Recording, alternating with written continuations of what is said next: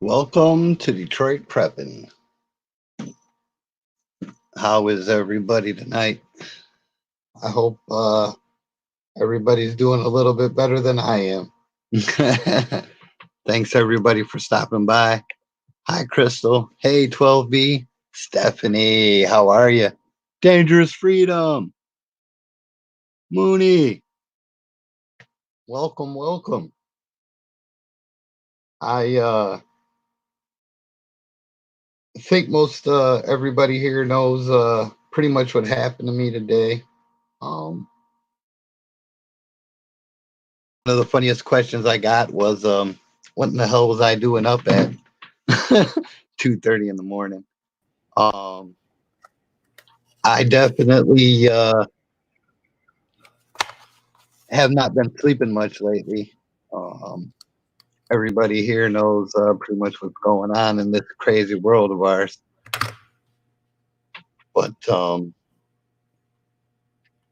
came to do this live chat. Thank you, Uman, for coming in with me. I hope everybody is subscribed to everyone's channel here. Uman, the Prepared Mind, Kaz at the Fourth Dimension, Vaughn at Backcountry Preps, uh, the rsyndicate.com. It's uh, it's a resource that I hope everybody takes advantage of. It's free. It's uh, it's definitely worth the time heading over there to go check it out. In case you lose touch with any of us on YouTube, there's plenty of information there for everybody to definitely keep in contact with us. Yeah, I sent Kaz the link. He should be coming over any minute now. I'll start off with okay. I'm gonna watch for all those guys who, man. I appreciate you helping me out with this. It seems like we're still on about a 5 second delay here.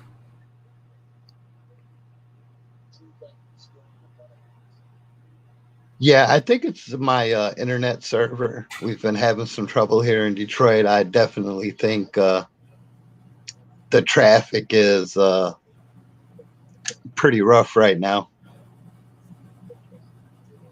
Well, understandable. Just want to let everybody out there know that it's Hey, what's going on? Texas Outlaw, Lone Star Preps, hey, Real Lone Star, World how you Prepper, doing? West S, Hey, CH. Ron, Wes, Real War Prepper. All right, This is definitely a greater turnout than I could have wished for. getting quite the turnout here tonight.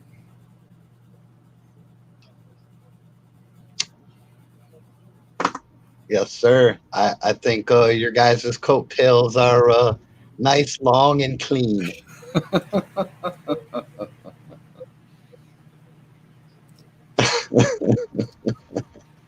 Um, I guess this gets started. I want to give everybody an overview of what happened to me this morning. Um, Starting at about 2:30, I noticed a fully lit up what appeared to me to be a Detroit police car drive up my block. Um, They obviously had a full set of lights on. If you've seen the video, they definitely had the searchlight on, and they were not searching for a suspect. They were searching for an address. Well, they found my address. They backed up. They, for whatever reason, decided to get out and what appeared to me take photographs of my home. Um, it seemed like they concentrated on my home surveillance cameras and hey, prepared mind. John, guns coast to coast, forged and fired. Don, and thank you everybody for stopping by. Um, so after they started taking pictures of the house and doing whatever they were doing, I decided to have my backup, go to a secure location, provide Overwatch, and I was going to approach the what I thought was an officer. I exited the home. He hastily made a retreat back to his vehicle, got in his vehicle, and sped away, as you can see in the video. Um, I made no threatening motions to him. I had my hands raised in the air. I was armed at the time, but after getting myself under control, I called 911, reported it. 911 informed me that that was not an emergency and that I needed to contact my local precinct. I contacted my local precinct and they informed me that, as far as their computer records indicated, no call for service had been made to my address and no call for service had been made to any address on my street for that matter. Following that conversation, I contacted the state police. And after speaking to the state police for about 30 minutes and explaining to them the situation, they took a report and they also advised me that they were going to contact the FBI and that I should also do so. I contacted the FBI, made a report with the FBI, and I spoke to a few agents at my location, just kind of giving them an overview about the fact that I am running for political office on a federal level.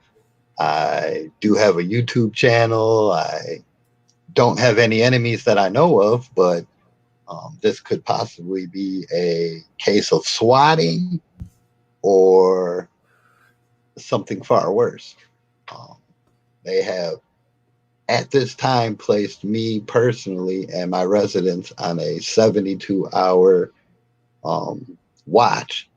At this point, right now, I have a marked Detroit police car sitting in front of my house, and I have been assured by the Federal Bureau of Investigations that they have agents in the field within visual range of my property. Um, I'd like to say I appreciate everybody's comments on the video. I appreciate everybody's response. I've read those. I've taken a lot of it to heart, and it would seem that the overwhelming consensus is that I should not have exited the house. I can accept that. I can learn from that. But I'd like to state that, for the record, I am not going to be afraid. I am not going to be held prisoner in my home. And my liberties cannot be taken away from me, even at the cost of my life. So, as bad as things are getting, not only in the city I live in, the country I call my home, I hope everybody will at least take the time to watch the video and understand that the times we're in right now are not the times we were in 30 days ago. And situations like this are going to become more and more reoccurrent. Now, for all I know, every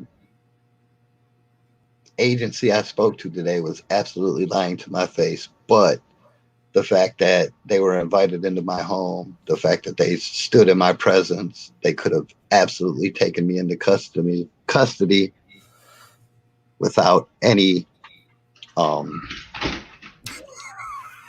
threat.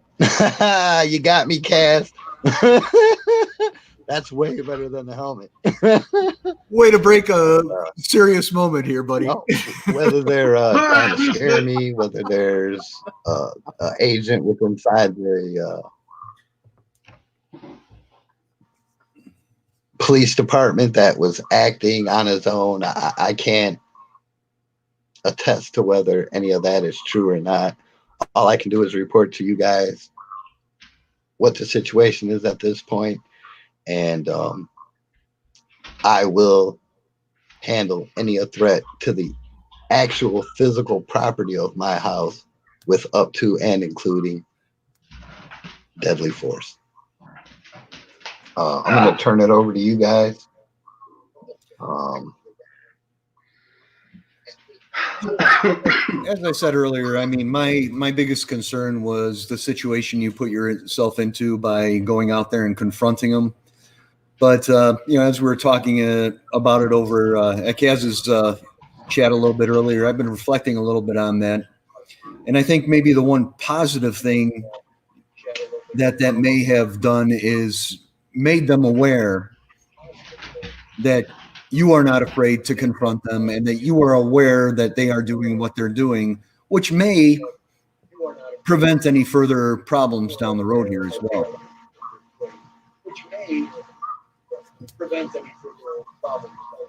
Oh shit! Do I got my thing? Yeah, I do, don't I? I got an echo here. So I definitely hope so. Oh, hell's bells! Shit! Damn it!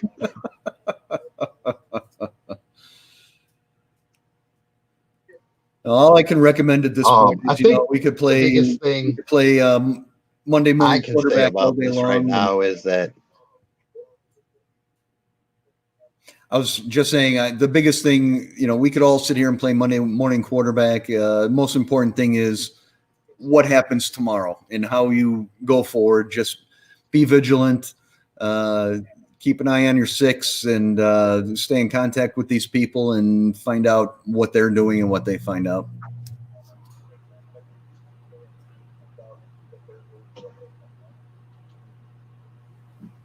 absolutely that's my course of action at this point. But there's no way I can live in fear. There's no way that I can hide in my house as ordered. There's no way that I will not take the fight to anybody I feel is threatening my safety and security.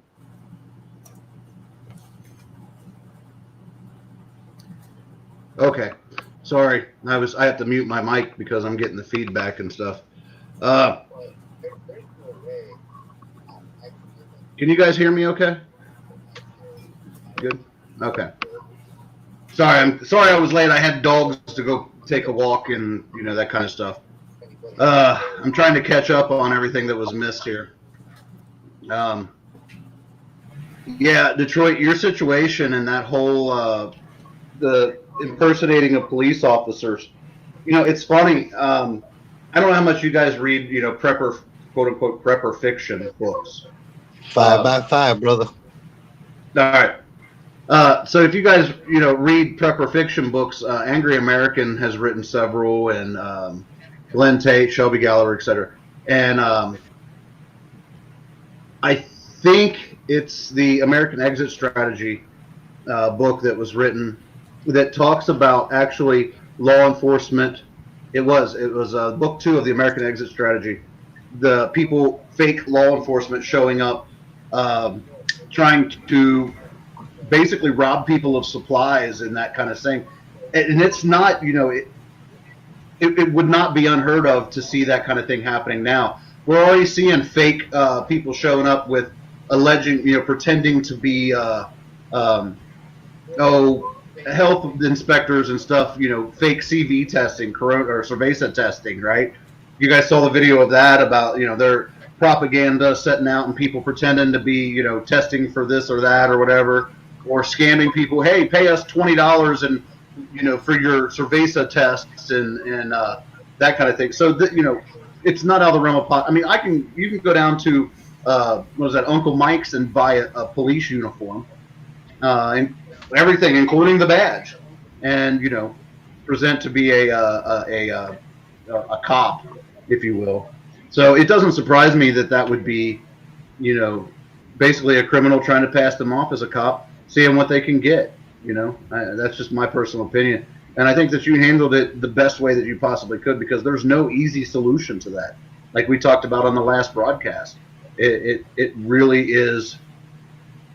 There is no positive outcome all the way around. Whether if it's a real cop for sure, or even if it's somebody impersonating a police officer. Either way isn't good.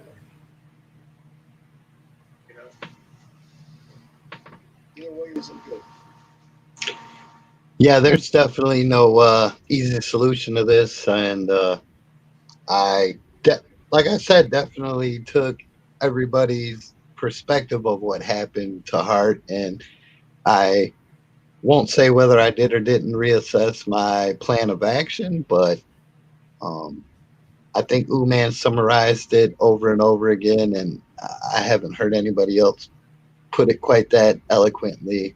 That you don't know what you don't know, and it's easy to sit in the on the couch and armchair quarterback Brett Favre or whoever else for fucking the pass up and all the other things we like to blame them for. But until you're sitting there face to face with flashing lights and pictures being taken, I find it hard to believe most people would definitely know how they would react to it.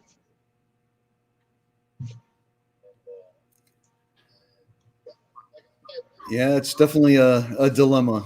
And until you find yourself in that situation, you don't know better. It is good. All Smiles commented and said it's good you've got surveillance video. Yeah, dude, having that video, if that situation could have been different, probably would have saved your butt. Well, and also, I think, with everything going on right now, if cops are getting calls saying, oh, somebody was at my property at 2:30 this morning, and you don't have that video to show them, they may not take it as seriously given the way their resources are stretched right now. And thanks, by the way, Phantom Bar, but it's not for sale. Phantom Bar says he likes my garage. Yeah, just answering Robin G's question there.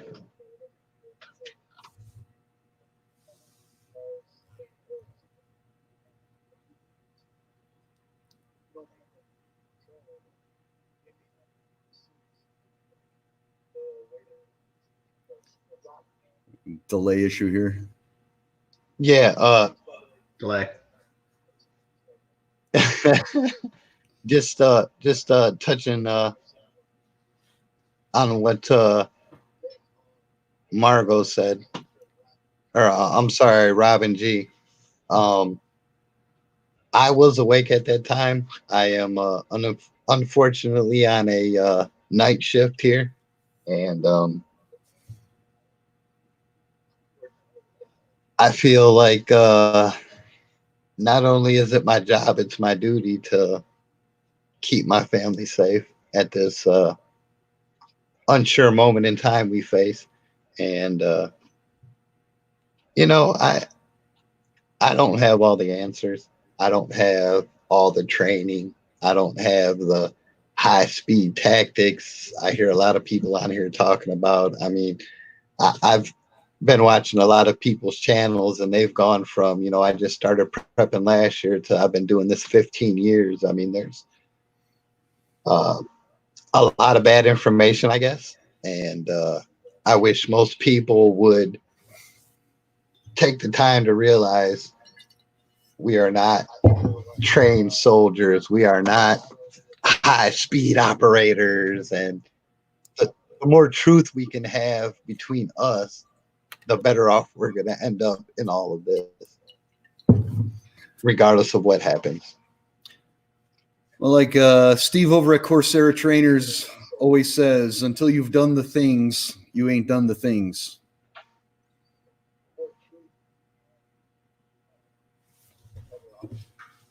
And apparently Aloha is now fighting over who called dibs on my garage.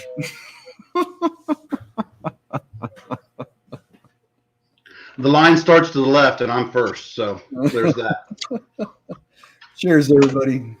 Yeah, right on, brother. There's something like I want to touch on the high-speed operator stuff, man. I mean, unless you're a tier 1 operator, the reality of it is we're all on safety in numbers. It boils down to that. Everybody usually has something that they can add to a team or to a group. Can I shoot? Sure. I've got a little bit of firearms training, got a little military training, got a little law enforcement. Am I a tier 1? No. I'm old, 40, I'm over middle aged and fat and just tired and crunchy. I'm crotchety and irritable, and I don't want to deal with all this, man. I really don't. I am. You are high speed and low drag. No, I am sufficient speed with adequate drag.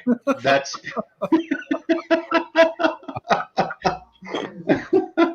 no. So, but that's where having a group like you said, Detroit Prepping has you got somebody that has his back. Uman Now has that's a good one. So having someone else there to help pick that up, it makes a big difference. And the more people you add to your group that are trustworthy, that have I'm buoyant, yes, that have things that they can add to the collective as a whole. If this thing goes sideways and you got to put your team together, there you go. I mean, again, nobody, we're not tier 1 guys. We're not Delta, MARSOC, Special Forces, Recon, insert your SEAL 6. No, man, I'm just trying to grow a garden and make it through this crap. Well, it's like they say, if you run into a bear in the woods. Well, I think you hit the nail on the head there, Kaz. In order to survive, you don't got to run the bear. You just got to outrun the guy that's with you. Yeah, my quandary is when you're looking at adding people to your group, it's the unknown of how reliable those people are, and until you're in a situation with them, you don't know how much you can count on them. I mean, they could check out perfectly on paper. It could fit all the check boxes, but until they're put into a situation, you don't know how they're going to react and how much you can rely on them to have your back.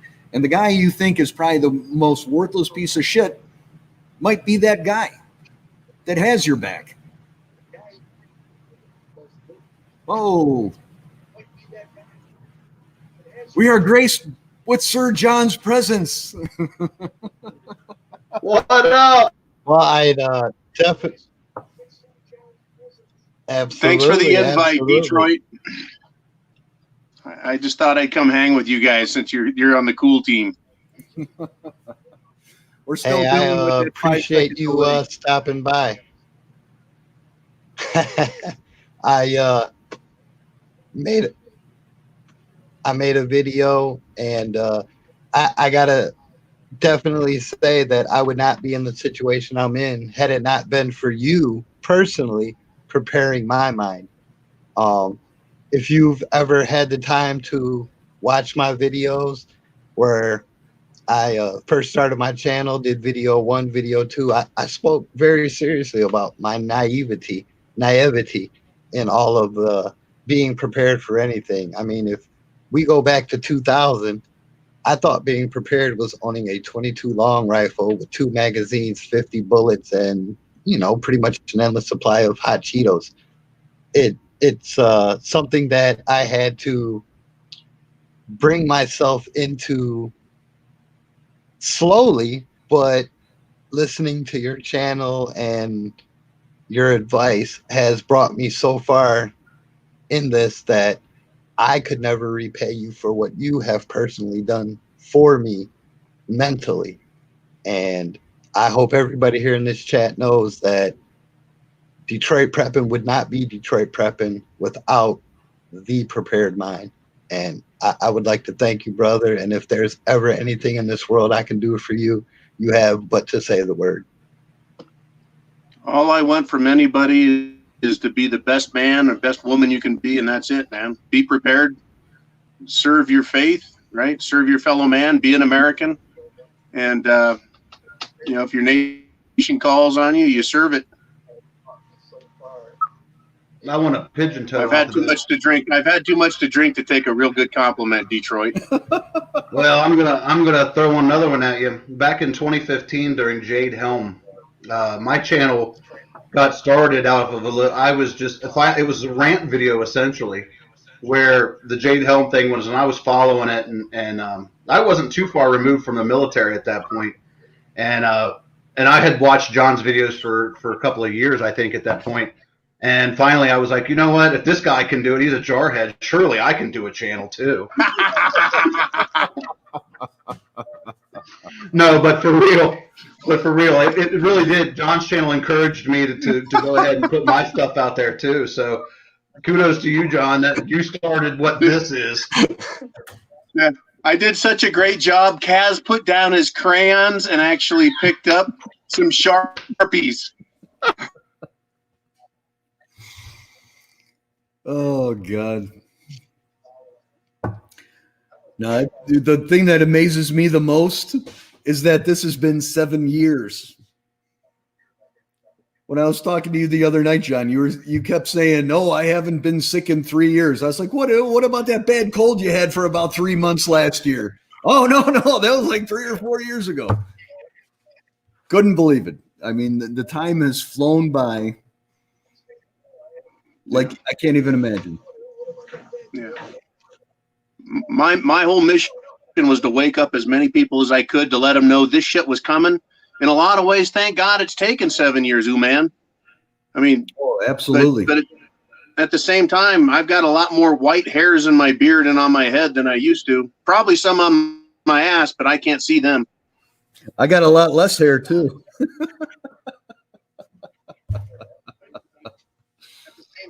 But Detroit, man, I don't envy your position up there in Michigan. You got we all got a different fight, you know. We got a different thing. It's the same monster, but it's got a different face. You're seeing Detroit. Kaz, you're over there in Ohio. Man, you're in Illinois, right? Stop saying that S. I'm out here in the land of fruits and nuts. When you say Illinois, that's like nails on the chalkboard to anybody that lives here. And for everyone in San Francisco, I love calling it Frisco. Anything to offend those fucking clowns. Anyways, I'm glad I could be here. I'm going to get a phone call anytime now that'll take me away, but I wanted to come play with you guys all I could. I like the way Jericho Green calls it needles and shit, California.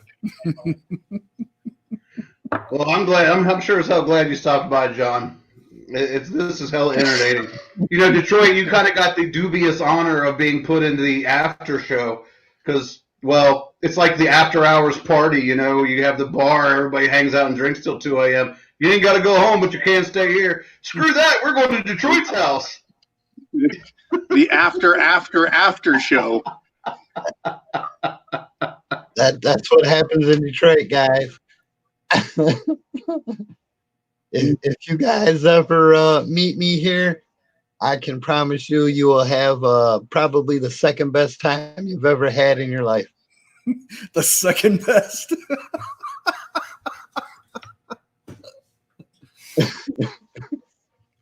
Oh God. That's called hedging. That's how you hedge a bet. I can't believe they wouldn't let you upload your video, man. Man, you know what I'm really disappointed about with this whole lockdown, though, is that we were talking about doing the second Our Syndicate Across America tour and going down into the Midwest there and going through Ohio, and Detroit was going to come down with me. We're going to swing through Kentucky and Tennessee, but man, with everything going on now, I'm thinking that's most likely not going to happen. We met so many great people on that trip out to Arizona when I went to pick up my son in Colorado. I mean, well, I think the only reason will not that will not happen is we let them control us. Yeah, well, hey, wait a minute. That camper's camouflage. They won't even see us going through those roadblocks.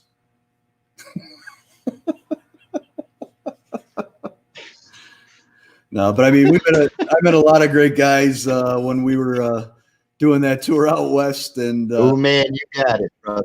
It was a great time. You know, Yankee Watchdog. He came out.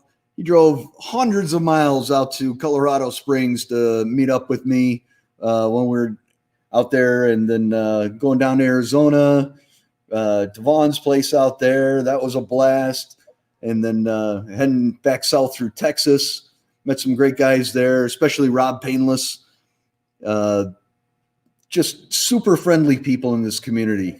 I can't wait to get out and meet some more of you guys. I'll tell you what, guys.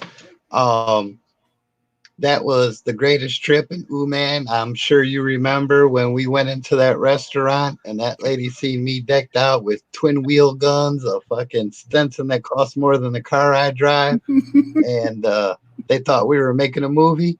I'll tell you what, man. We were that the memory will embodiment of last Blazing lifetime. Saddles.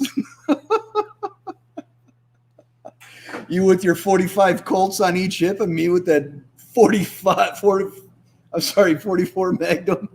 And the waitress comes up. Are those loaded? Are you guys shooting a movie? I wish I would have had that on video.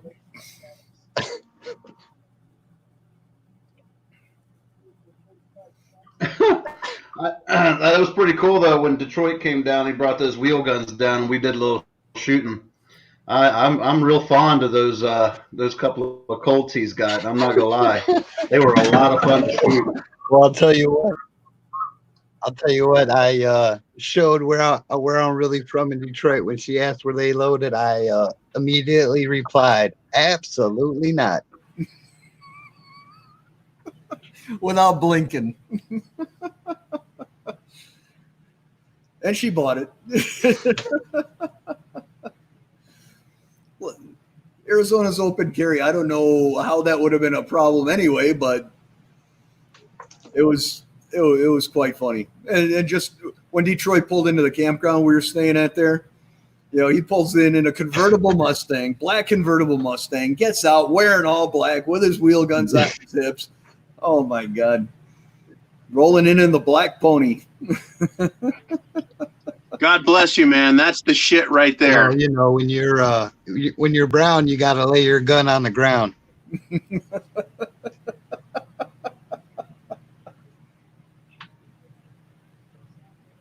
Oh, You guys are killing me, man. You could have come off with some Blazing Saddles. Where the white women at? You could have done that shit, right? Could have given some Mel Brooks. Oh man, I would have paid money to see that Detroit. That'd have been some good shit. Fucking twin wheel guns and a Stetson. That's the shit right there, brother. well, before you go to your next bug out location or wherever you're at, John, we got to see if we could get all hooked up and do another Art Syndicate thing before you go. Your plane flights are cheap. Well, I'll tell you what, Uman definitely made plenty of videos. Uman definitely made plenty of videos, man. They're up on his channel. Maybe he'll drop the links. I can't even see that I can comment over here, so I don't know how I'll drop the links. Maybe I'll drop them in the comments when this thing gets posted. We could do the 5 Amigos.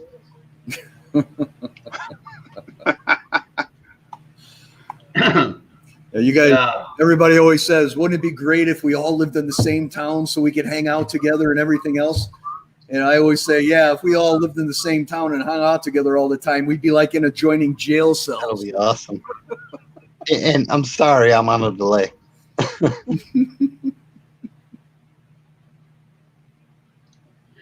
Yeah, I have a feeling law enforcement would not be happy with the R Syndicate hanging out locally. No, most likely not. Yeah. I got to bug out, guys. Happy Easter to all. I'm bugging out. That would be See awesome. you, John. Thanks for joining us. John, thanks for stopping by, man. I appreciate it. Oh, this is interesting. This has been a hell of a night. But you know, My old ass is about who done. would like us all living in the same town together? The owner of the liquor shop that town was located. Yeah. Ain't that the truth? I'm still stuck on Oh no, it's almost empty. I'm stuck on quarantine liquor there. I don't even know how to say that name. Oh, let's see if we get this in here. It's my here's the cheating, stealing, fighting, and drinking glass. If you cheat, may you I'll cheat. tell you what, Kaz, when I came down there and saw you, brother, that was about the shit. I have been to Ohio plenty of times, but I've never had that much fun in Ohio. We had a good time. I truly enjoyed that. It was a hell of a lot of fun. And then doing the live stream together down in the Curmudgeon Bar. You're going to have to come back down. I've got a lot more done in the bar. I need to do a live stream from down there and show everybody everything off. I finally got the stuff done down there that I've been wanting, built walls, and it's almost finished. So, Well, next time he goes down there, I'm going with him. y'all are welcome. Y'all are welcome. I can sleep 18, so. I've definitely been watching.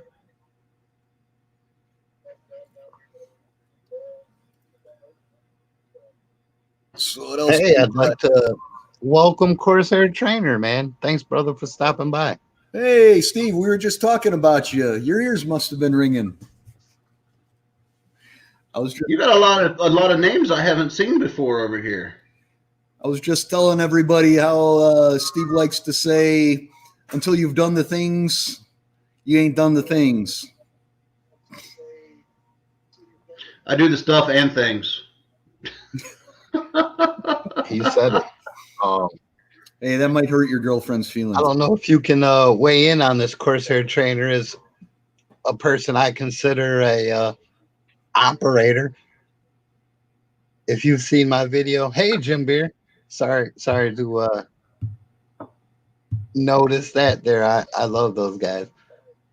Jim Beer, Philip Turner, Billy Bird Outdoors. They're like some of my first and most appreciated commenters. But Corsair Trainer, if you've watched my video about what happened at my house this morning and you could weigh in on it, I would greatly appreciate your insight.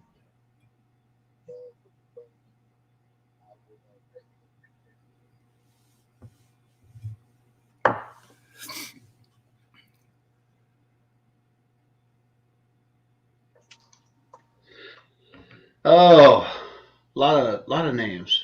You guys are popular, Kaz. Patriot 3%er, that's awesome. So what do you guys got planned for this beautiful Easter weekend? Oh, not too much. I'm just going to keep working on getting things in order. Can never be too ready. Yeah, I'm gonna Sunday. I'm gonna do a little get together with my girlfriend and have a family. She's bringing her daughter over, and we're gonna do a little family thing. And then I'm planning on maybe trying to go to church, maybe an online service in the morning before she comes over. I know, kind of crazy, guys. Here I am talking about church, but I'm gonna maybe do that. But most of the weekend's gonna be spent out there turning dirt. Only God can save us now. Dirt, man. Yeah, I'm just going to keep playing around the shop here. You know, just get some of the toys in order. And I got a few things I need to button up on the fifth wheel. So I'll probably be working on that a little bit. But, you know, doing nothing as boring as it is, it's kind of refreshing in a way because I haven't had this much downtime since I can't even tell you when. Oh yeah, same here, man. Absolutely. I have a new nickname for myself. Everything but nothing. I kind of got a new nickname for myself, the Nap Master. I have become a master at taking naps. It's been it's kind of been my thing. Yeah, I wish I could do that. Kaz, I think you were the nap master long before this happened. I remember showing up at your house and they weren't tighty whities, but they were your underwear, and that was a fucking giant gun you were holding. Well, I was in bed, but I wasn't sleeping and I wasn't alone, so I'm not even going to touch that one. No, you were not. You had backup. So, what are you guys thinking how long this crap is going to keep going on? I mean, Illinois is locked down until the end of April here, but I have no doubt that they're going to try to extend it to the end of May. I got Mike the Swine DeWine, dude. Him and this commie Amy Acton is the health advisor, doctor, or whatever she's supposed to be. These couple of cocksuckers, I'll tell you what, man. People are. I'll tell you what. Here's what the situation in Ohio is getting a little tentative. They are in a very untenable situation where people are getting pissed off because they're locked in their homes. They need money. And there's already been one protest, even though we're not supposed to gather in groups of whatever, at the State House. So I shared that with you, Uman. I think I sent that text over to you. Yeah, you sent that to us, yeah. Yeah, so things in Ohio are getting a little interesting. Man, I don't know. I really believe that the Swine's going to have to. He's going to have to lift this. It's kicked out till May 1st, but he's going to have to lift it, or he's going to be facing some serious backlash. Because there's a lot of people that are pissed, myself included, about being stuck and not having money. Yeah, the money is the bigger issue. I got my essential travel letter, so I'm fine with that. Yeah, we got our. Well, it's getting pretty hairy here in Detroit. I mean, if you guys have watched any of my previous videos, it's definitely a situation where people are panicking, people are afraid, people do not have the supplies they need to do this every 2 week shopping thing they're insisting we do. I mean, give me a break if you can only buy 1 gallon of milk at a time and 1 loaf of bread. How the hell are you going to support a family of, which I have 6, with a loaf of bread and a gallon of milk? I mean, it's absolutely criminal what they're doing to us right now. And I think the majority of us, well, I hope the majority of us are starting to realize that if we don't do something about this, we'll have no one to blame in the end but ourselves. Yeah, the measures in Chicago just keep getting worse. Our Mayor Lori Lightfoot keeps imposing more ridiculous restrictions. I mean, last week she shut down the lakefront. This week, now liquor sales are banned after 9 p.m. in Chicago. I heard Prickster is talking about making that a statewide ban as well. I mean, when you think about some of this stuff, if you put a 9 p.m. restriction on liquor sales in Chicago, what do you think all those people are going to do after 9 p.m.? You think they're going to sit there and go, oh, well, it's too late. We can't go out and get any more booze. Or you think they're going to jump in the car and drive 5, 10, 15, 20 miles out of the county to go to a liquor store out there? Kind of self-defeating problem or self-defeating solution. I think the bottom line is they're setting up civil disturbance, civil unrest. Honestly, I truly believe that. I think that the whole point of this is to push people to the point where they've just they're tired of the bullshit, and you start seeing Ferguson riots in every city of the United States. I mean, I truly believe we're not that far from it anyway, because you got regular middle-class folks that have had enough of this bullshit and are actively, giving the governor the middle finger. We're going back to work. We're going to go do what we want to do. Hell, there was a guy, an average dude, took his daughter to the park and got arrested because they told him he wasn't allowed to be in the park, and he was like, fuck you. How about the paddleboarder guy in California that got arrested? He's on the middle of the ocean by himself, and they arrested him. You can't be out here on the ocean. Fuck you. It's absolutely bullshit, and they're pushing people. They're poking. Motherfuckers keep poking. Poke, poke, poke, poke. You keep poking. Eventually, you kick a dog when it's in the corner enough, eventually that motherfucker's going to bite you.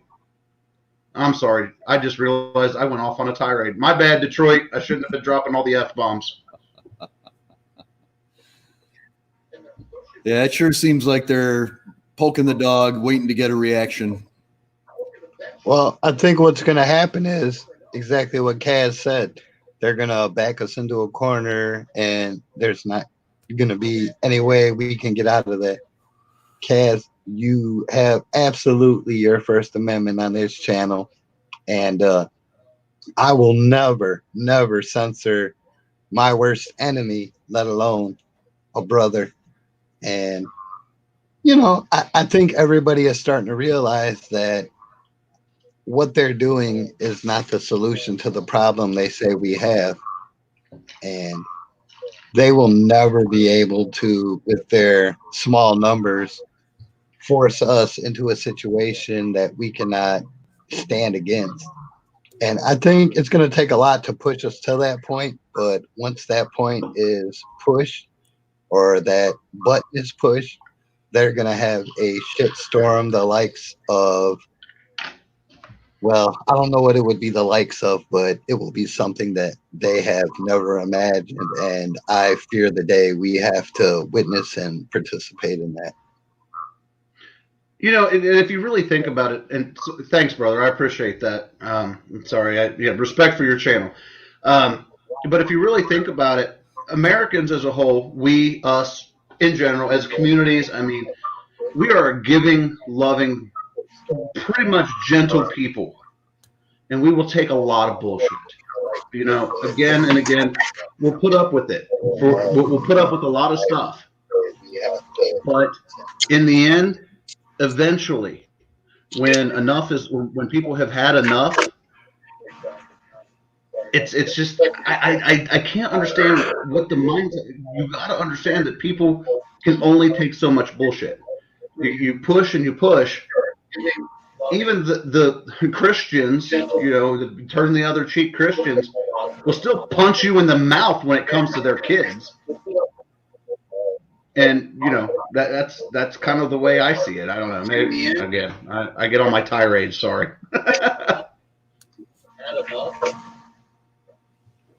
It's just I can't understand it. Hey, Corsair, I sent you a link if you want to jump in on this.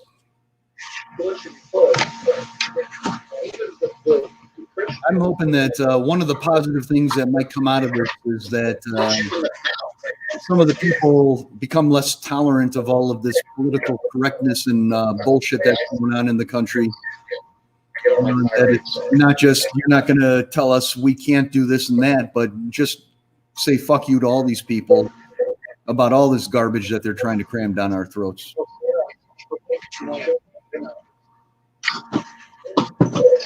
Yeah, I'm ready as soon as Corsair jumps in, if he's available.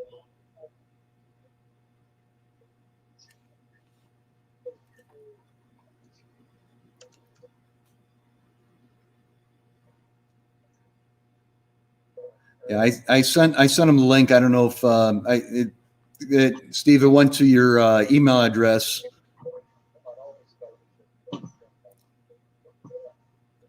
Yeah, I definitely agree with you, man, and I'm unfortunately by default put in a position where my story may be the first story to be announced, and I've not hid the fact that I am afraid. Yeah. Thanks, Corsair Trainer. I appreciate you stopping in here and giving me your personal opinion on everything. But getting to what you said, man, there is no way that they can do what they have been trying, or I guess successfully doing to us, without a response that, no matter what, just like you always say, we don't know what we don't know. They don't know what they don't know. And if it gets to a point where we have no way out of that corner except through them, they are not going to be ready for the shitstorm that they have unleashed upon themselves for no good reason.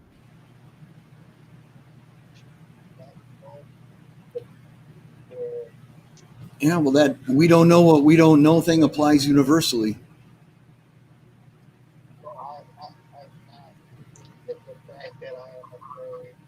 Okay. Sorry. My mic's acting up. No, I agree with you 100%. You don't know what you don't know. But the bottom line is it's like, regardless of what they do, we have to make our own plans and stick within our own set of guidelines of which we follow. It's like I always talk about having insulation from whatever crap they throw our direction. And by doing that, by prepping, like you talked about the people who can't get but 1 gallon of milk and 1 loaf of bread and they got 6 kids to feed. Well, sorry about you. If you would have been listening to us last year or the year before or the year before or the year before, the year before, and people preaching, beans, band-aids, bullets, water, etc., you wouldn't be in that situation. And I feel bad for them. I legitimately, heartfelt feel bad for those people who don't have stuff. But on the flip side of it is you kind of did it to yourself. You made the rational decision. You made that decision to not go do the things, right? If you didn't go do the things, that's on you. And we've been trying to spread this message to everybody, and if you choose to go and take that Hawaiian vacation or that cruise through the Caribbean instead of making sure your family's taken care of, that's a choice that you made, and it's not a choice that I'm responsible for. Billy Bird is asking, what don't we know? And this kind of goes back to a conversation we were having over the course of the 3rd video here now. We're doing a little bit of channel hopping tonight, but the whole "you don't know what you don't know" thing basically boils down to until you've been in a situation or until you've done the things, you don't know how you're going to react to those things and what you will do in those situations. We can mentally gain through this stuff all we want, but until you're faced with it and you're actually in that situation and we have to react to that situation, you don't know. I'm sorry, I'm on a little bit of a delay trying to catch up with everybody's comments. As soon as you're done, man, I'm gonna sit and wait on my delay for Corsair Trainer to weigh in here. All right, welcome, Steve. Hey, hold on for a sec. Got to grab my phone. Hold on.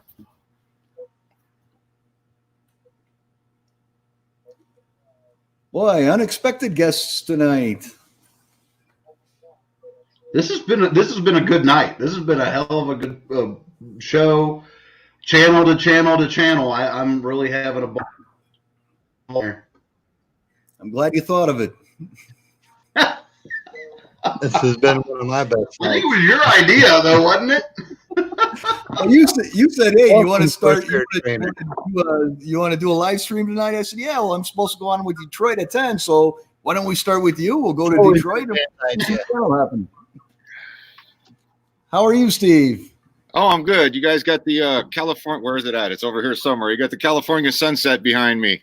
I would be inside the house, but the kids are watching a movie, and I don't want to get the strike or whatever when you hear that in the background. So. Oh yeah, it's a beautiful sky. That is beautiful.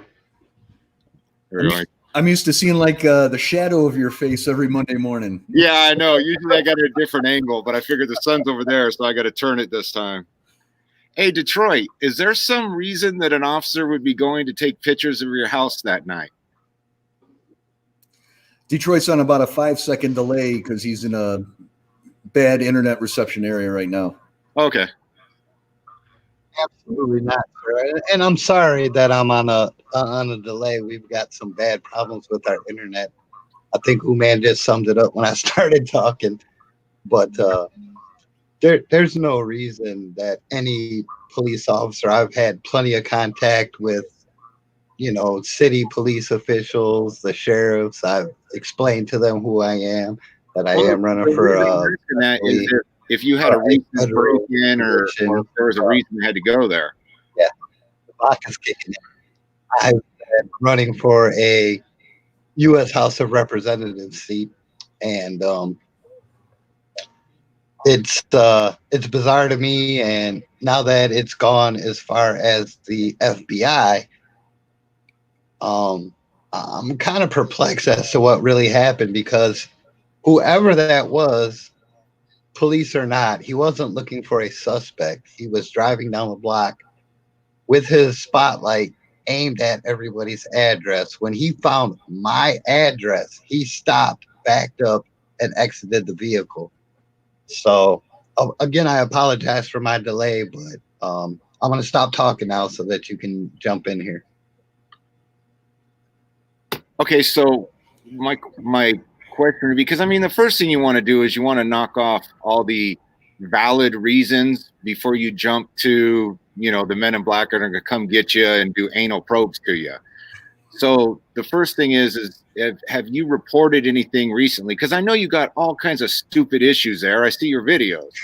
So have you reported anything that they would want to see, either the layout of your cameras or the front of your house, because maybe somebody tried to break in, something stupid happened, and the officer that took the report now has a DA saying, hey, well, are you sure about this or that? And they had to go to the front of the house to get pictures to show something. And I'll shut up so you can talk.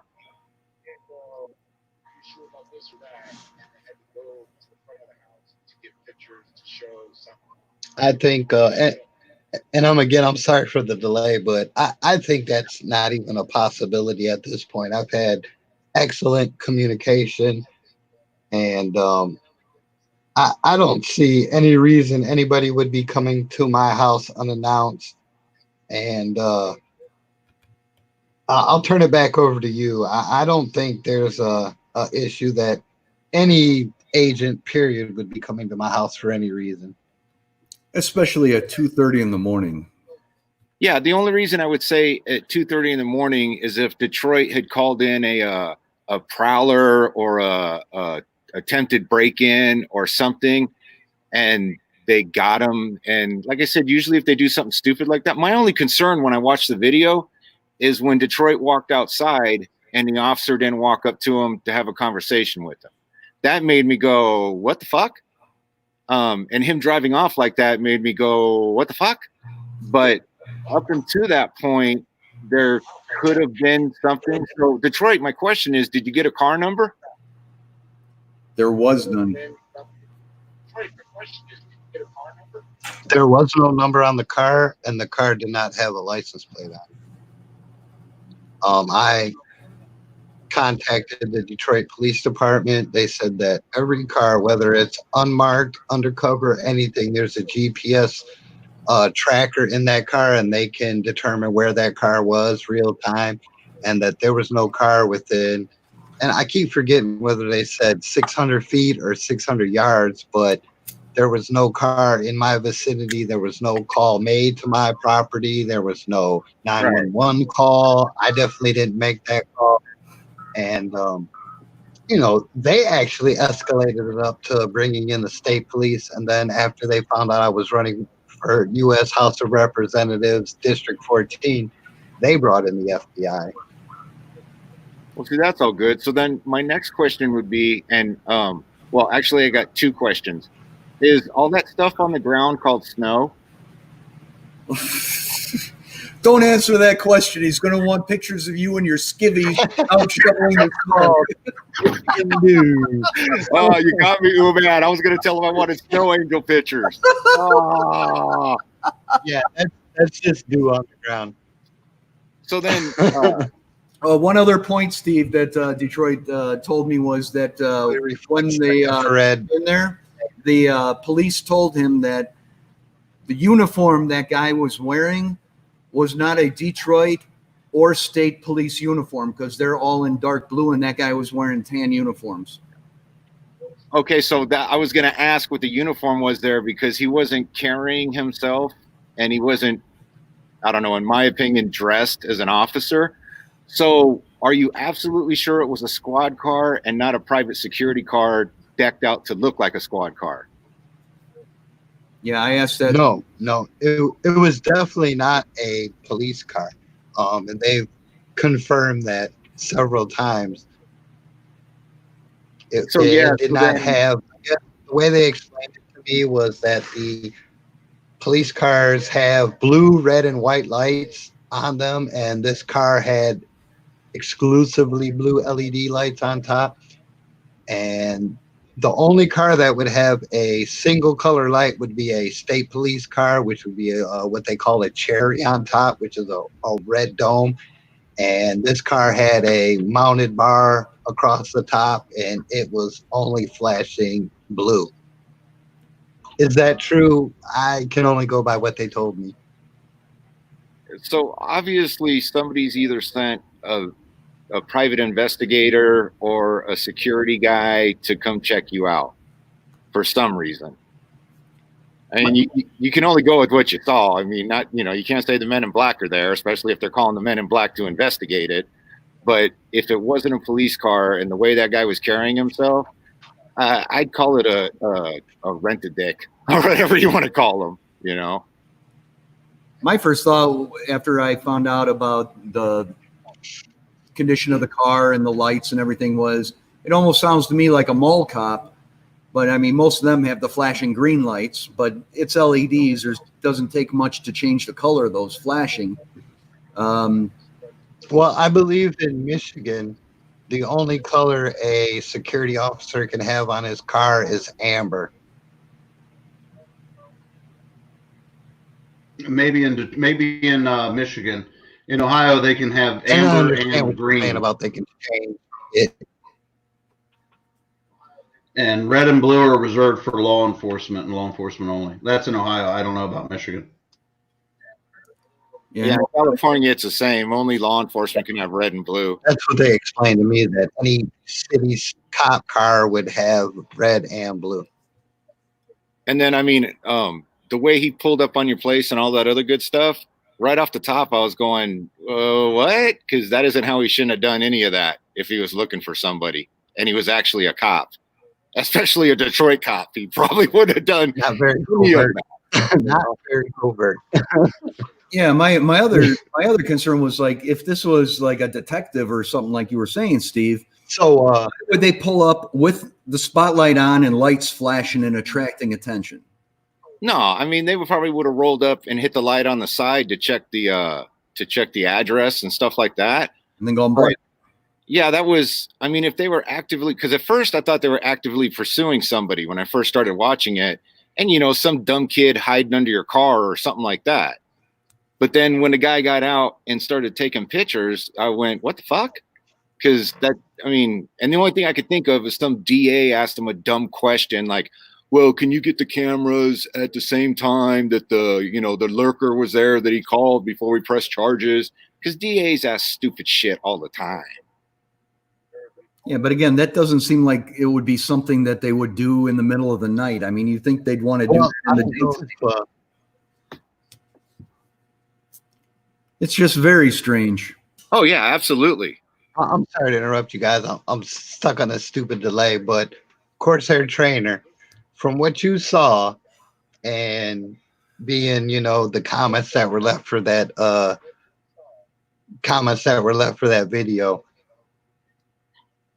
what would your advice be to me as to how I handled it by approaching him, though I was armed and I did have somebody watching my 6 on Overwatch or whatever the high-speed operator term is?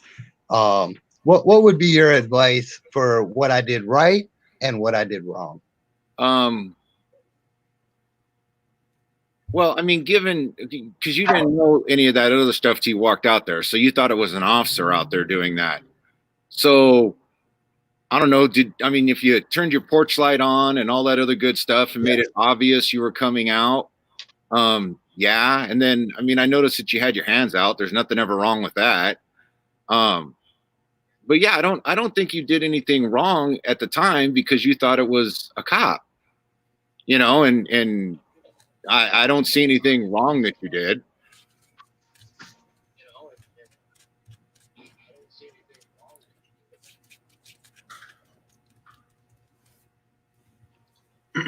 All right. Well, I definitely had some second thoughts about my reaction to their action. I definitely had to second think what I did after so many people responded with, "Don't go out of the house. Don't, you know." I'm like, well, there's nothing going on here. I have nothing to be afraid of. I don't have any lewd, lascivious, illegal activities going on here. Every law enforcement officer within a 20-mile radius of me knows who I am and what I'm doing. So Yeah, I mean, given all that, I don't think you I did don't know. anything. I needed to run it by somebody that knows a lot more than me. Yeah, honestly, dude, I don't think you did anything wrong. Given what you knew at that time, you did, I don't know, probably what I'd have done too.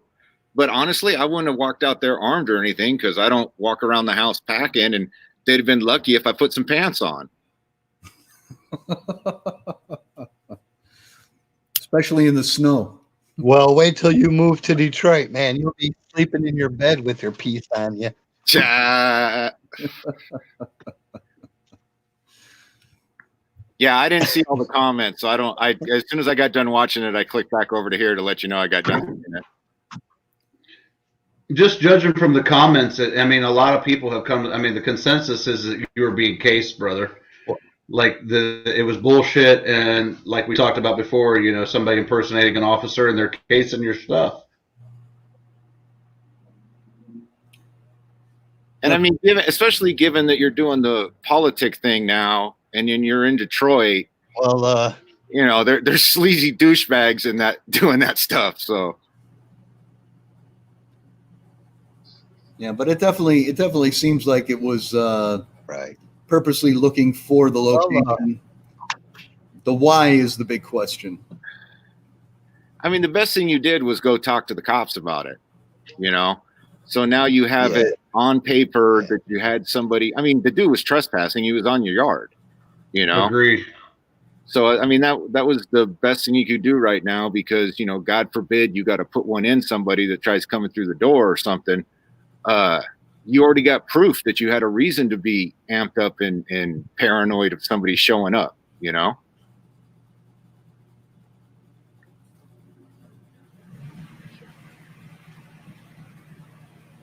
Yeah, I'll tell you what, there's not going to be a whole lot of sleeping going on around this place. Yeah, but honestly, given the way that guy was doing his thing, and, probably he slopped. the most common comment.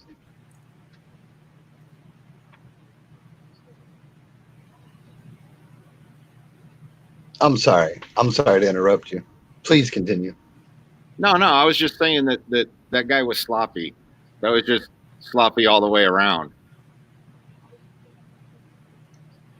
Well, you know, the other thing is, even if it was a PI and they were conducting some kind of investigation, say that if they were trying to set me up for a raid.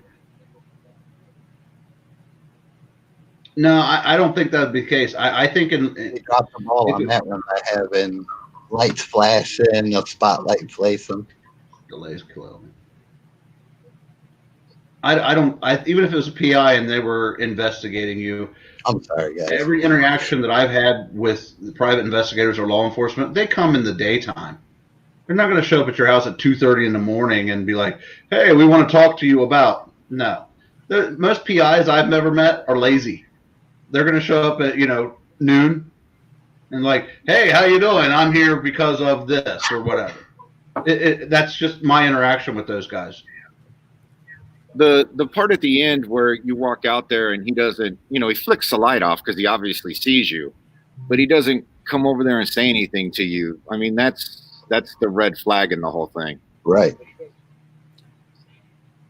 And as we were talking in the previous stream, Steve, I said the one. Yeah, it was definitely a scary situation. I'm not gonna try to pretend like I'm a high-speed operator. I'm a tactical technician or any of that kind of stuff, but I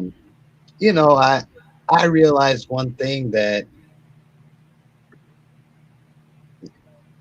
there was a moment when I realized to myself something wasn't right. And I don't know if you noticed at the end of the video where I put my hands down and turned towards him driving away, and to me that was like the moment where doubt started to set into my mind as to what really just happened.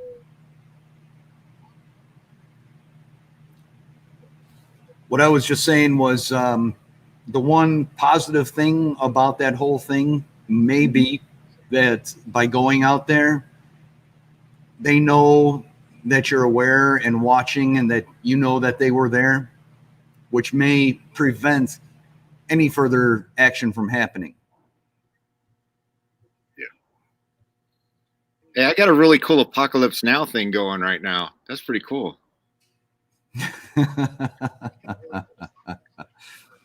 Yeah, hey, at least they know they were there, you know? Of course, you're a trainer. Just in your opinion, being definitely in the business, what would be the purpose of a law enforcement official coming down the street with his lights fully ablazing, obviously looking for a certain address? I mean, when you see him come into the first frame, his spotlight is on and he is checking addresses.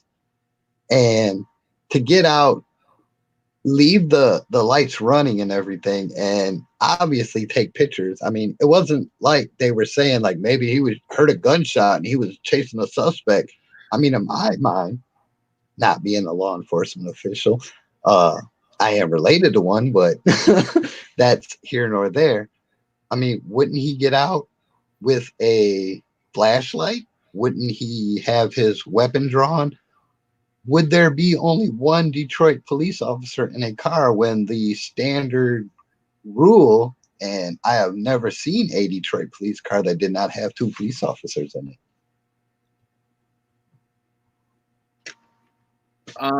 Okay, so like I was saying before, if he was looking for, like, you know, think of it something not evil. He was looking for some dumb kid that ran away from home.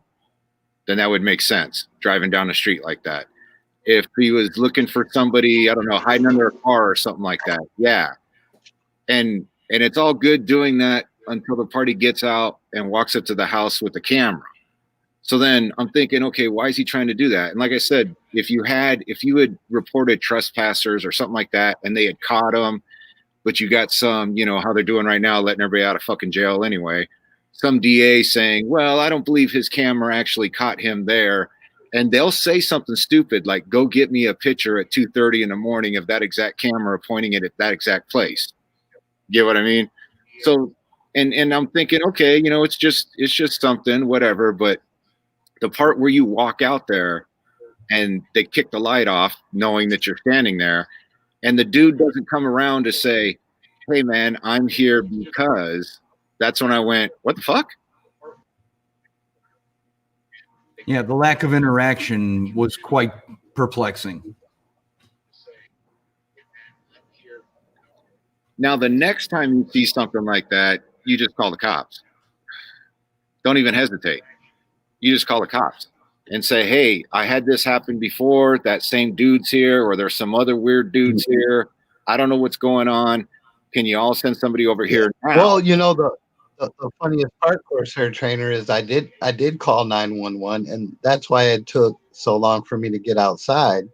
And when I called 911, they told me that that was not a crime and not an emergency, and they wouldn't send a car out. Well, right now, the way most of the PDs are operating, it's not. Basically, right now, most PDs aren't responding to anything unless somebody's bleeding out. Nonviolent crimes. Yeah. So yeah, that's not, but it's good that you made the report and that you did all that stuff. And next time you call them again, because I mean, what's the worst going to happen? You're going to be on 911 saying, hey man, these dudes are back. And then somebody starts beating on your front door. Then it becomes, you know, something else and they have to do something, especially if they're hearing it, you know?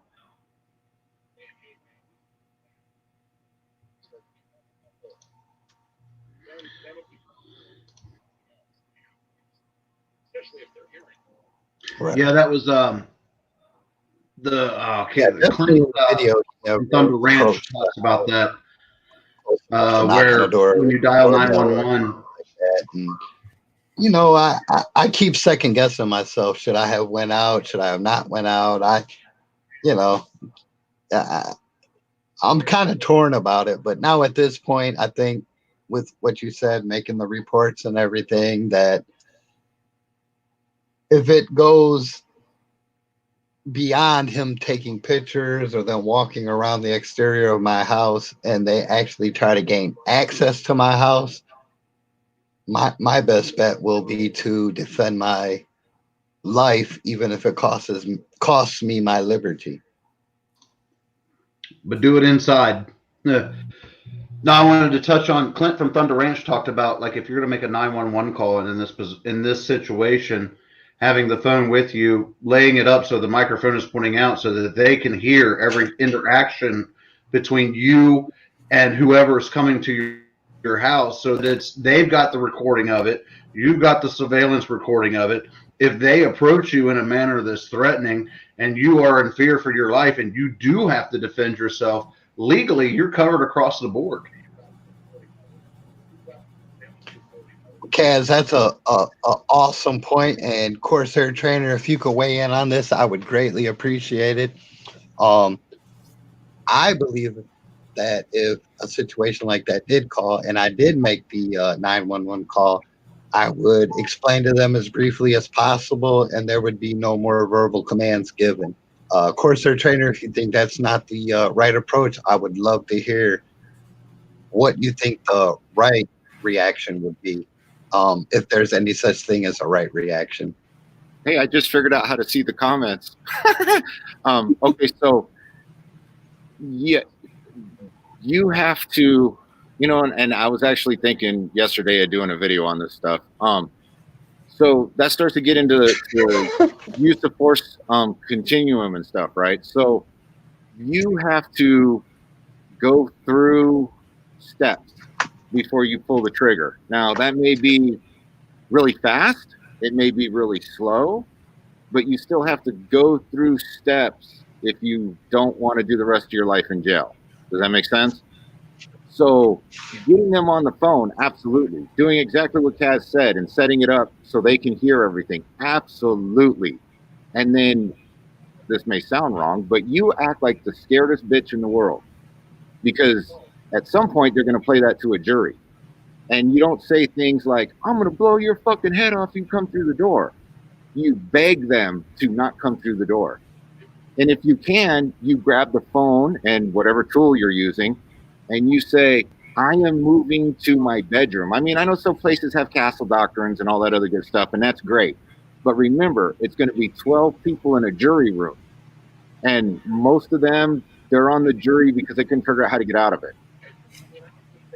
So you tell them, hey man, I have moved to my bedroom. I'm in my bedroom. And I have my whole family in here. My whole family's behind me, and I'm standing here. The door's closed. We barricaded it. They're in my fucking house. If they steal your shit, so what, right? It's your shit. But now, if they come to that bedroom door and keep beating on it, then you start doing the play-by-play, like you're John Madden or something. Like, hey, stop banging on my door. Stop beating my door in. But you don't say, I'm going to blow your fucking head off or anything. You say, I have a gun. Does that make sense? You don't want that. That's the last time you want to do machismo bullshit, because some juror will go, well, they shouldn't have done that. I wouldn't have done that. And then hopefully mom and the kids are yelling and screaming and they can hear the chaos and it's just bad. And then, God forbid they come through your door or they point a weapon through the half broken door or something like that. And you got to do what you got to do audibly or whatever. The recording would be enough for somebody to go, yeah, man, the dude went from his living room to his bedroom. They pursued him. They broke the door down. You're screaming, gun, and start shooting. And you have to protect yourself. I get tired of hearing all these machismo. I'm going to try not to cuss right now. All these machismo dudes on here, I just, you step on my grass, I'm going to put one in your head. Well, yeah, your ass is going to go to jail, and then your family's in the real world, and you're sitting in jail asking for commissary money, Please do use any language that is appropriate, Corsair Trainer. This is the First Amendment protected channel. All right, cool. I don't know. I know I cuss on my videos, but I don't like doing it on other people's stuff. So, hey, I just want to give a big shout out to Rob Painless. How's it going, brother? Rob.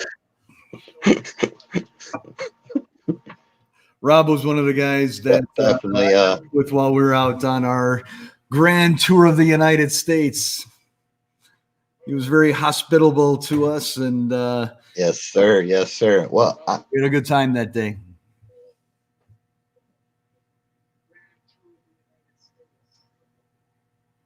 Yeah, so hopefully it's not raining tomorrow because I was planning on doing a video about having less than lethal options, especially right now with all the Yes, we bullshit did. going on. so just to clarify, Corsair Trainer, I hate to beat a dead dog.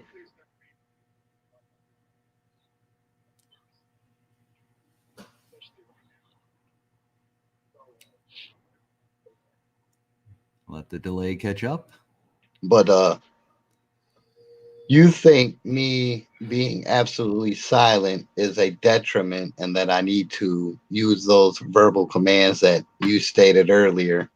Sorry about the delay. Oh no, absolutely, dude. Absolutely. I don't care if I'm teaching people how, to deploy from a concealed carry thing or just getting in a stupid fist fight. You have to say things verbally. You have to say, because a witness will see it. You may whisper to a dude that he's a punk ass bitch, but as soon as he puts his hands up and starts going, you start telling him, hey man, get away from me. I don't want no problems, because that's what the witnesses are going to report. You gotta think of the in front of a jury part. Does that make sense?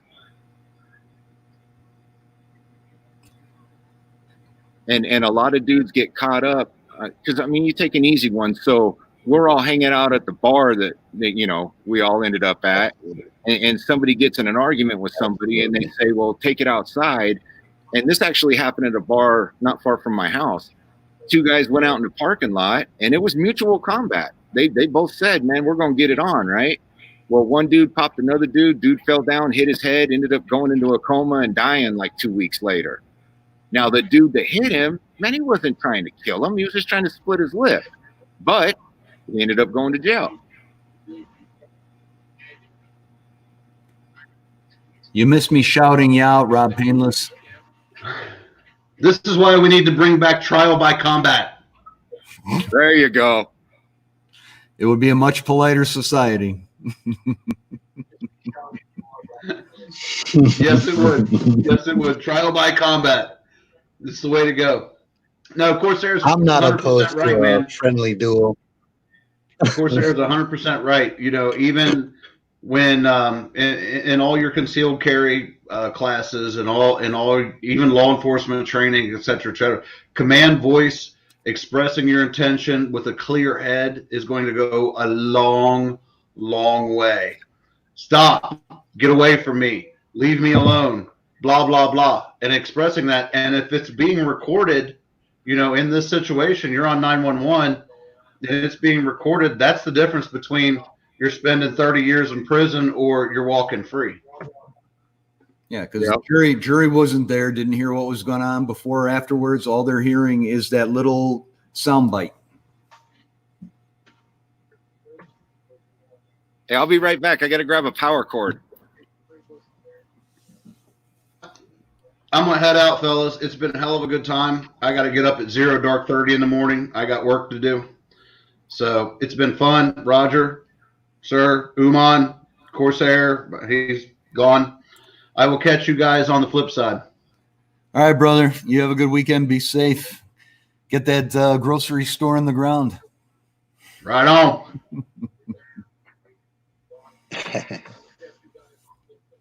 Thank you, brother, and stay safe. Yeah. So, yeah, the verbalizing part is important. And before it gets back there, I just want to say again, in case you didn't hear me before, Rob Painless, I was just saying how great of a time we had. I definitely. Hey, Tigger, what's going on, man?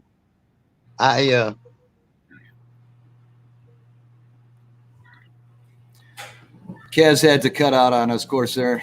Oh, okay, cool. Yeah, I thought I heard him say that when I was walking that way. Yeah. And I'm about 3 hours into videos. Sorry about the super delay. Just a moment and let you guys go at it from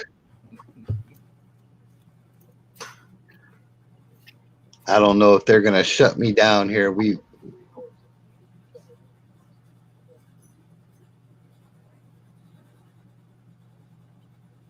Well, I just want to absolutely thank you, Corsair Trainer. Um, it was definitely a situation that, as much as I thought I was prepared for, I was winging it. I don't know if that was obvious from the video, but it was probably the second scariest situation I've ever been in my life. Yeah, no, dude. I mean, you can sit there in hindsight and say, okay, I should have done this and I should have done that. But I mean, looking at the video and seeing what you were seeing, it looked like a uniform officer in front of your house. There's nothing wrong with walking out there and go, hey, officer, can I help you out with something? I mean, I've done it here in my neighborhood when cops pull up, you know? And there was just one cop. I live on a dead end street. He went down the wrong street. He asked me where the other street was. I was like, oh man, you got to go back and make a right at the one behind us over there. You know, it's not, and sure, people are going to second guess you all day long, but you only go with what you know right then, you know?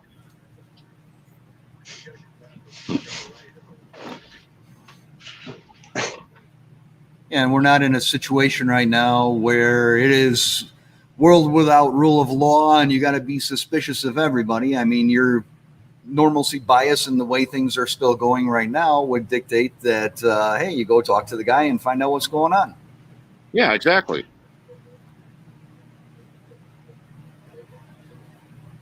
So this is the All Smokers channel at this point. Yeah, that's definitely the mindset I had at that moment. And like you asked me earlier, Corsair Trainer, I definitely had that bias you were talking about. I mean, I don't have anything going on illegal here. There's no illegal products, contraband, anything you want to. You know, there's been no 911 calls to or from this address. There's no reason for me to believe that it was anything except a mistake. I'm going to go run because I unfortunately don't have packs of cigarettes. I have to roll my own. It only takes about 2 seconds a cigarette, and I will be listening since I'm stuck on these headphones.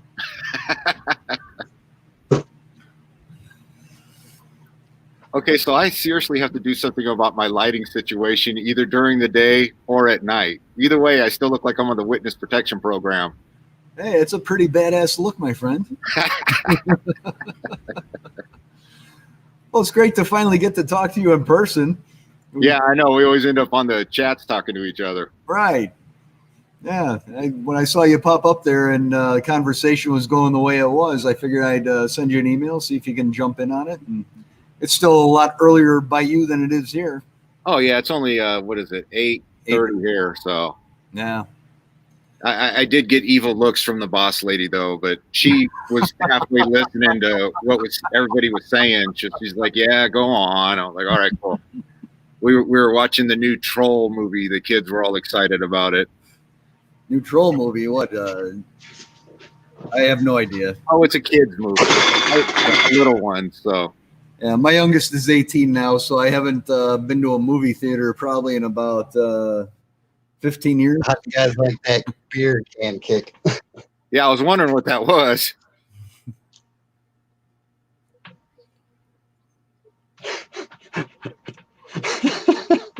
It's not a problem. It's just alcohol.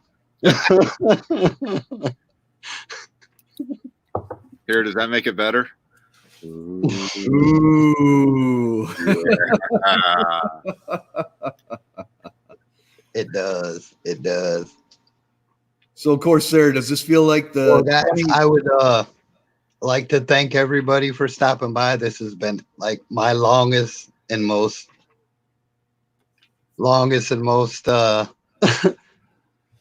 star-filled live chat. I can't thank everybody who stopped by to chat with us, and I can't stop everybody that came on live with me.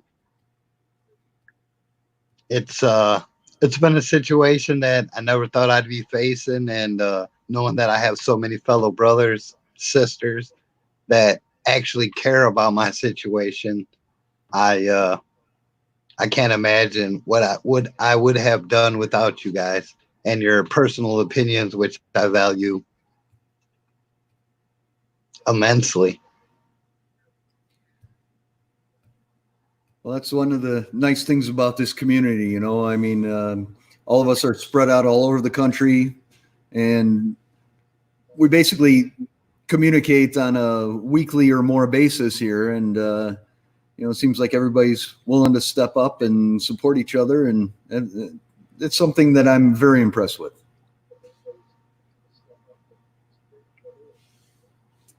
No, I'm happy to help any way I can, man. That's kind It's of definitely my amazing. thing, trying to help folks, you know.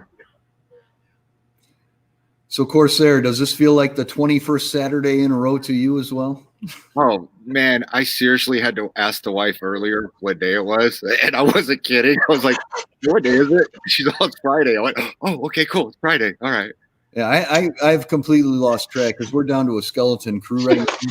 And, you know, I had to come in today because I was waiting for UPS freight to pick up a skid, and it felt like a Saturday to me, and completely oblivious to the fact that it was only Friday. It's just, you wish the weekends would never end, but then when the weekend never ends, you can't wait for Monday.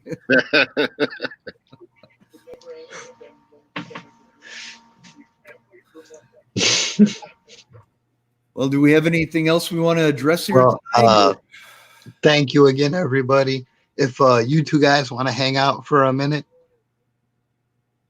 I'd love to talk to you guys off of live, if that's possible. If not, I understand. Yeah, no, I'll hang out. And No, that's fine. again, thank you everybody for stopping by the chat. You guys are more than I could have ever hoped for. Well, we're glad to do it, man. And somebody was just asking what my All right, you guys say goodbye if you want to, and then I'll sign us out. Later. and everybody in the chat. It's kind of, I'm not used to doing all this live streaming stuff like this. So, I mean, I'm trying to concentrate on what you guys are saying and then occasionally looking over to the side here. So, you know, I'm sorry if I missed any of your guys' comments. You guys know how to get a hold of me. You could go to www.thersyndicate.com and you can drop me an email anytime. And just wish everybody a good weekend and be safe. Yeah, guys, everybody stay safe out there.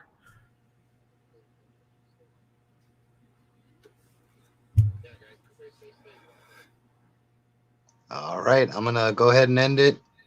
Thank you everybody again for coming by.